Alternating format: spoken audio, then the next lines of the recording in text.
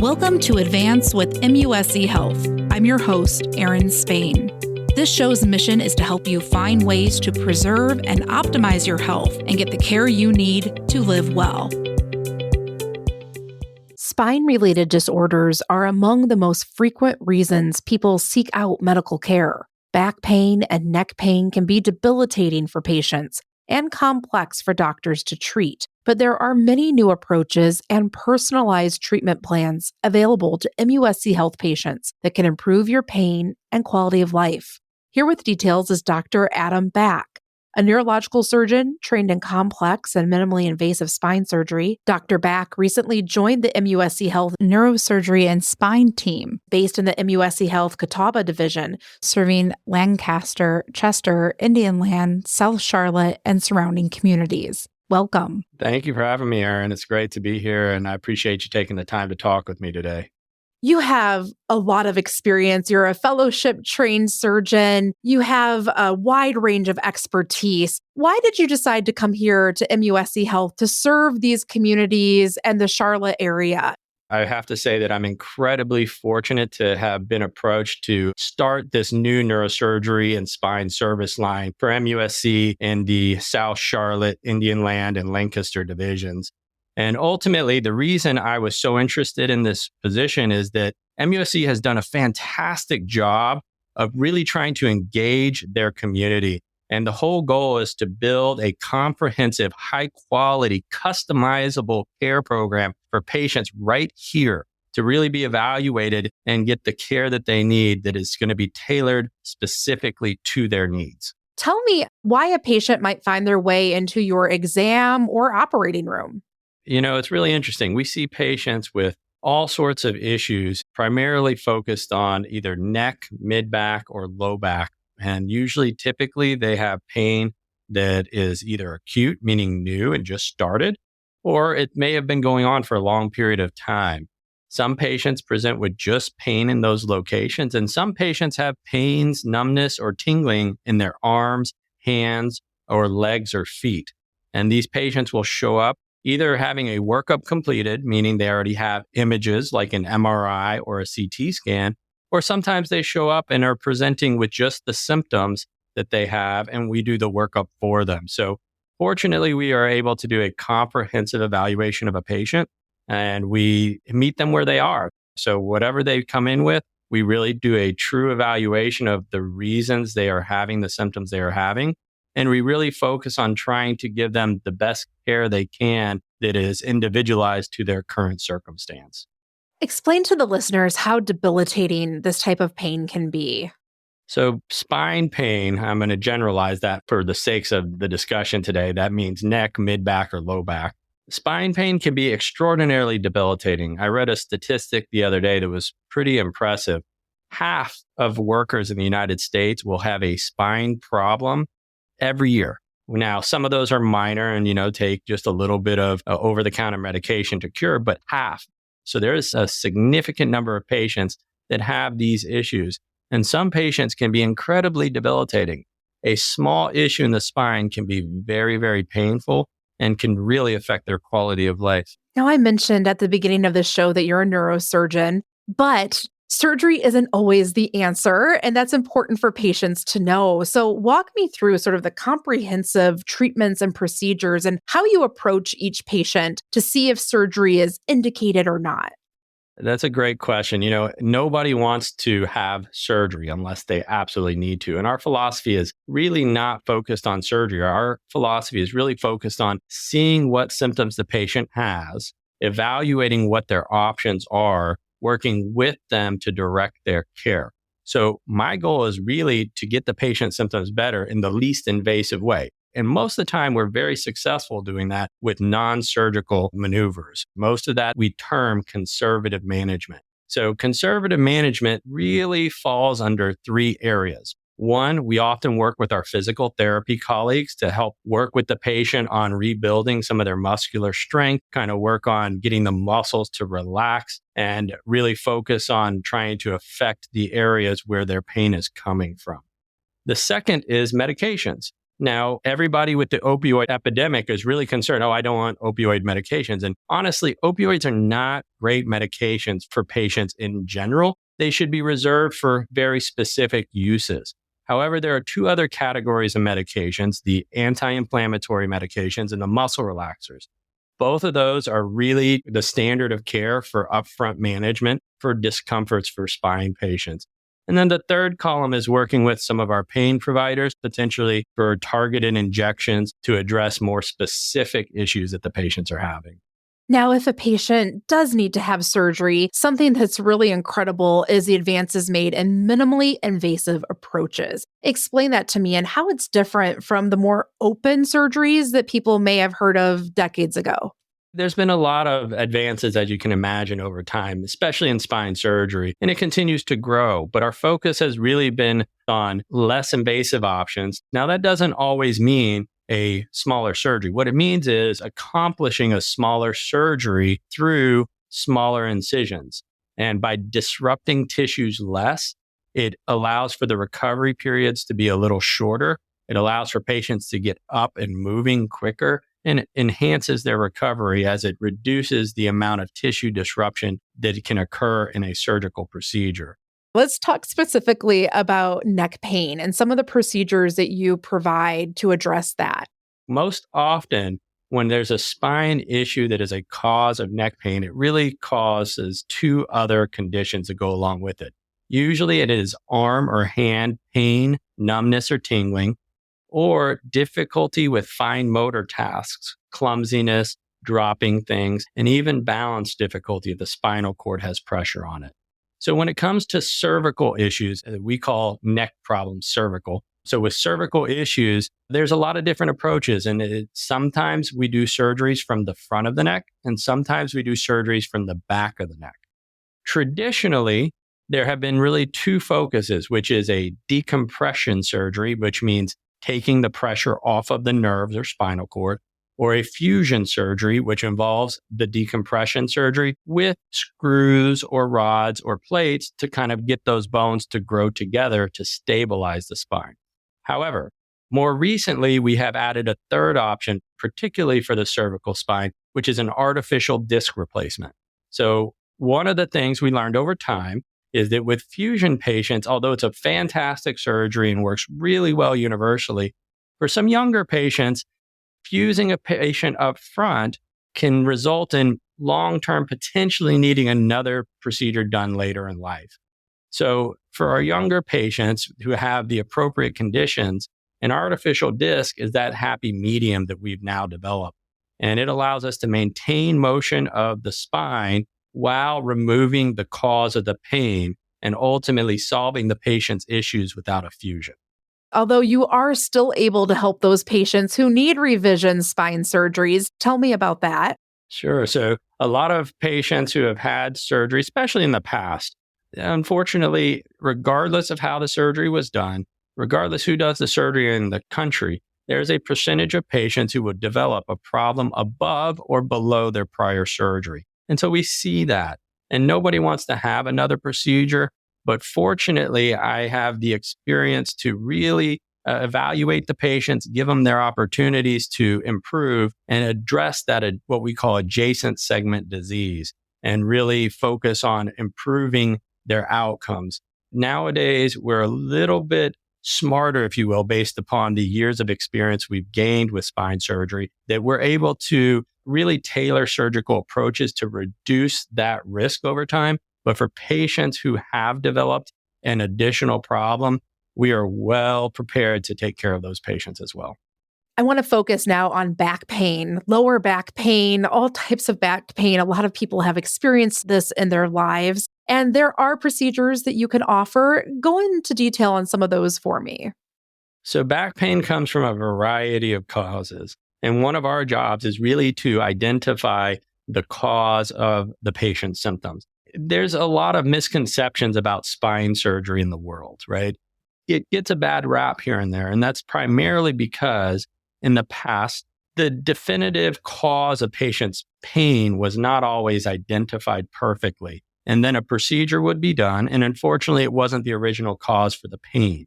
So what's most important is ensuring that the reason the patient is hurting is what you are treating. That is number one. If we identify the cause of the pain and then we do the procedure to address that issue, it's incredibly successful. So patients can do very well with low back surgery or spine surgery in general. As long as the right cause is identified, they will improve. So for low back pain, there's a lot of different spine surgeries out there. There's different kinds of decompressive procedures where you can go in, take a disc out, take the pressure off the nerves, and ensure that the pressure that's on the nerves that's causing the pain is removed. Or sometimes if there's a structural problem, meaning instability, which means that the spine is moving in an abnormal way or the spinal structure has changed, occasionally we have to do a fusion procedure to correct the anatomy as well.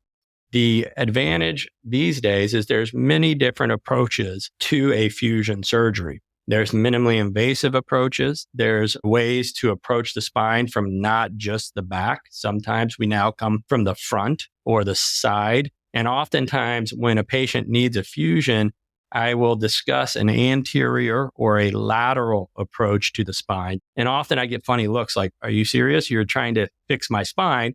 It allows me to get to the disc that's on the front part of your spine, allows me to address the issues associated with that disc and correct it in a technically minimally invasive fashion, even though it's an approach from either your belly or your side, is not something that would typically be thought of when you think of spine surgery. It is technically a minimally invasive way to address patient issues. What about recovery? I know that some of these minimally invasive approaches can help aid in recovery, but what is a typical recovery like for some of these procedures? It can be varied, and it really depends on the cause of the pain and the procedure that we're doing. In general, regardless of the procedure, the first few weeks are going to be a little tough on the patient. And I always warn them for the first few weeks, you may have different discomforts while your body is healing. You have to remember a lot of times there's nerve pressure to begin with that often has been existing for several months, even up to a few years at times. Well, when you remove the pressure off that nerve, you get extra blood flow and it changes the way that nerve reacts. So you can get different numbness, tingling, pain while you're in that initial recovery period. What I always tell patients though is that initial period is not the goal. The goal is to get you through the recovery period so that at the end of the day, we score a touchdown when we get to that 2 months time recovery so that you feel better at the end of your recovery period than you did before surgery. I want to talk about a condition that we often think of in adolescence, and that's scoliosis. But this is a condition that can also affect adults and cause problems as we age. Tell me a little bit about the scoliosis correction that you're able to do, these types of surgeries for adults.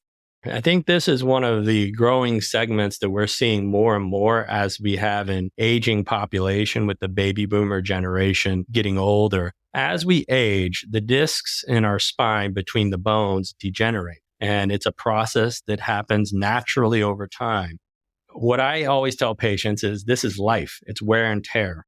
Depending on the degeneration and the extent of the degeneration, patients can develop changes in the structural anatomy. So if a disc degenerates more on one side than the other, you start to develop a curve to your spine or a scoliosis. Now, this is different than what you mentioned earlier, which is an adolescent idiopathic scoliosis. That's something that's more genetic and we see in our younger patients.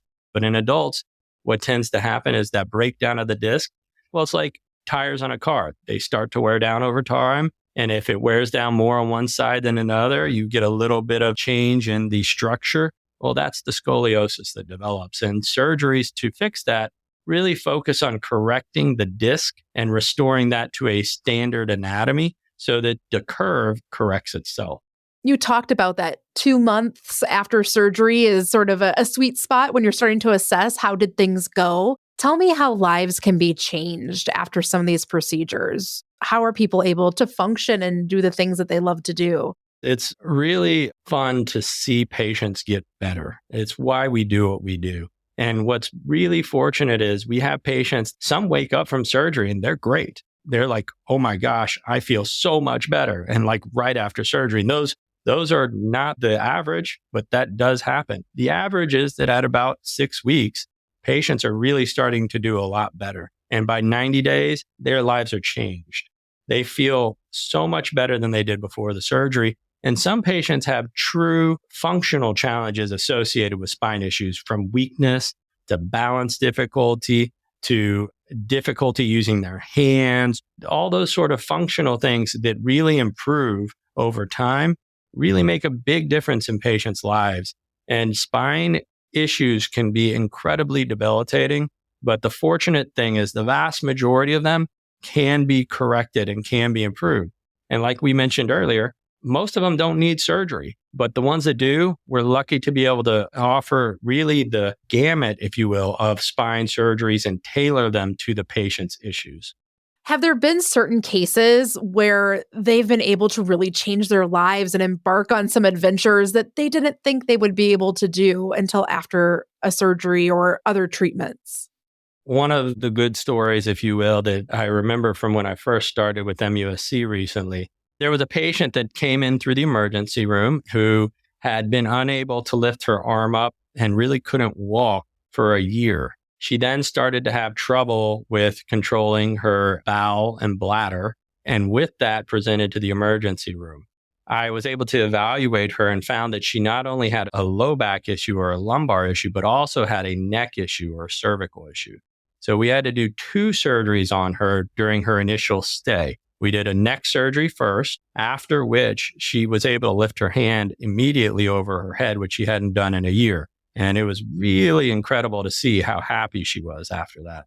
2 days later, we did the low back surgery on her, and she was up walking with physical therapy the next day and, was hurting, but was making a lot more progress than she was before. And I saw her in clinic not too long ago, and she's gotten back to getting around with a walker and able to use her arm in a way that she had not been for an entire year. So we're fortunate to see these really incredible improvements in patients at times. And our goal is really to help coach patients through the process and root them on. I always tell patients, my job is not done right after surgery. My job is to help you through that recovery period, through the highs and the lows, to get you to be as good as we can help you be. It's a good reminder, too, that if we are having pain, don't delay getting care. Go see a specialist. Absolutely. It helps, when we can catch things early.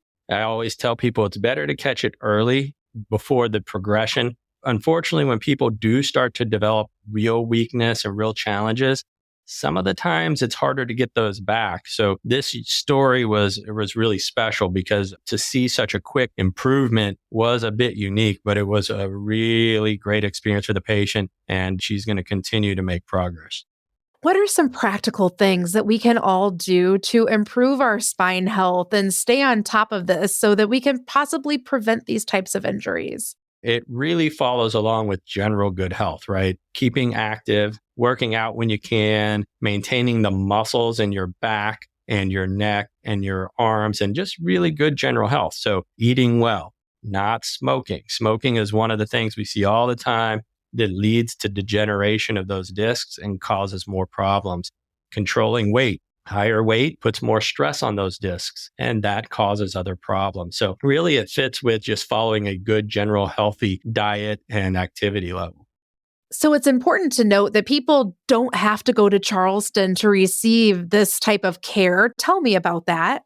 Fortunately, here in Lancaster and Indian Land and really South Charlotte, we're able to serve the community now locally through MUSC. We are now providing neurosurgery and spine services here. We've worked very closely with our physical therapists, community pain providers to really be able to provide the comprehensive care that these patients need so that they don't have to travel far distances to go into Charleston. And a lot of patients don't want to travel into the city and to Charlotte either. And so we now have the ability to take care of these patients right here locally in the community and ensure they get the high quality care that they need. As we wrap up today, this is a question we ask everyone that comes on the podcast. What do you do to optimize your health and live well?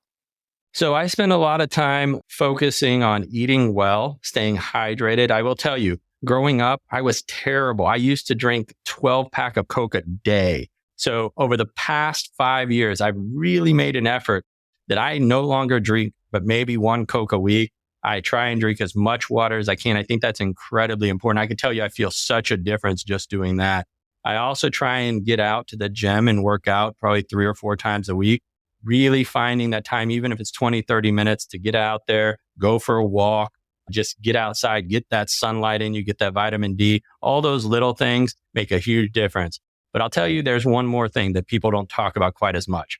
I take about 15 minutes every morning and I sit quietly and I just think and relax. And I just take a moment to gather my thoughts and I just let all those thoughts relax, get focused, and then I move on with my day. And I'll tell you, that 15 minutes is probably the best 15 minutes I spend in my day.